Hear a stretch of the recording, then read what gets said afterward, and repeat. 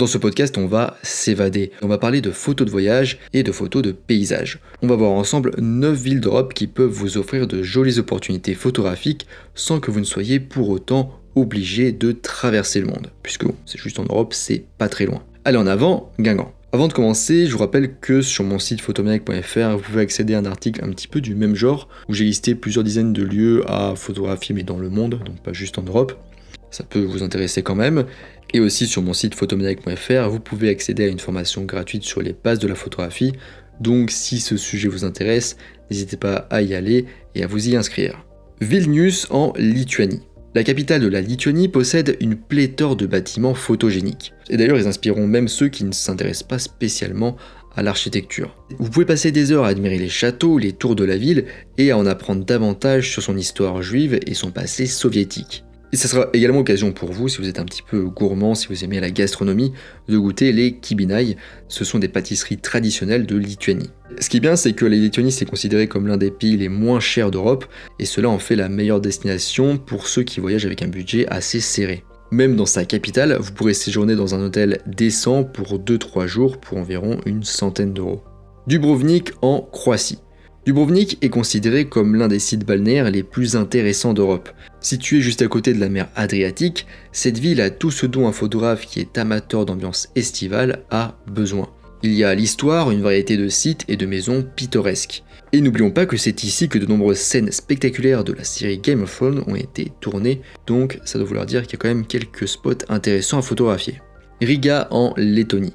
Riga regorge de musées riches en culture, de bâtiments en bois et de salles de concert. Si vous voulez faire une pause et vous extraire de la circulation bruyante, vous pouvez visiter la vieille ville piétonne. Il n'y a absolument aucune voiture. En plus de toute cette histoire et de ses opportunités photographiques, cette ville offre une abondance de bars et de boîtes de nuit. C'est l'endroit idéal pour les personnes de tout âge. Oia en Grèce. Oia est située à Santorin, une île grecque qui bénéficie d'un climat ensoleillé toute l'année. Si vous détestez le temps maussade, cet endroit vous donnera de nombreuses occasions de prendre des photos estivales toute la journée et tous les jours. Une fois sur place, vous pourrez photographier les superbes bâtiments blancs, faire de la voile et visiter les ruines du château. Et enfin, vous pourrez terminer votre journée par la classique vue inoubliable du coucher de soleil qui vient illuminer la ville. Nuremberg en Allemagne. Si vous êtes un amateur d'art et de culture, vous apprécierez cette ville allemande.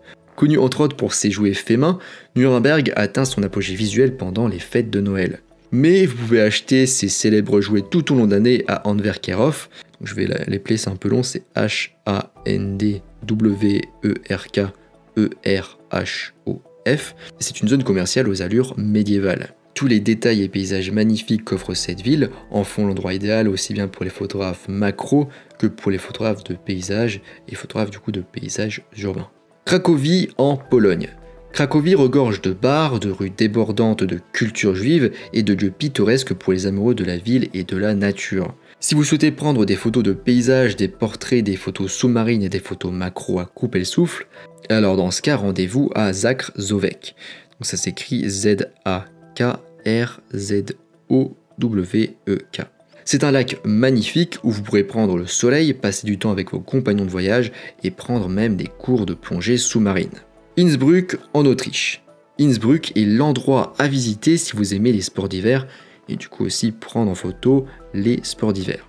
Les photographes de paysages et d'architecture aimeront également cette ville en raison des Alpes qui l'entourent et de son architecture contemporaine. Copenhague au Danemark. Un voyage d'une journée seulement suffira à vous hypnotiser avec des cultures historiques, des bâtiments colorés et des châteaux qui ressemblent à des décors de films. Si vous aimez prendre des photos aux allures cinématographiques, cette ville vous inspirera au plus haut point. Budapest en Hongrie. Les lieux de photographie de Budapest ont tout ce qu'un photographe désire.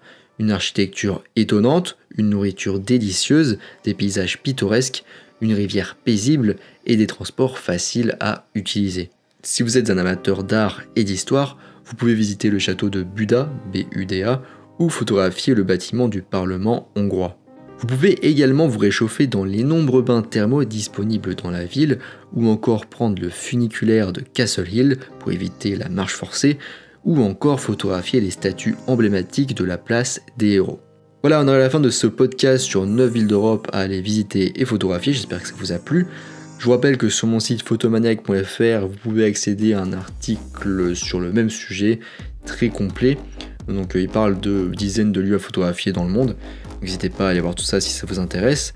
Et sur mon site photomaniac.fr, vous avez aussi accès à une formation gratuite sur les bases de la photographie. Donc là aussi, si le sujet vous intéresse, je vous invite à y aller et à vous y inscrire. Moi je vous laisse ici à la préparation de votre prochain voyage et je vous dis à bientôt sur les internets mondiaux.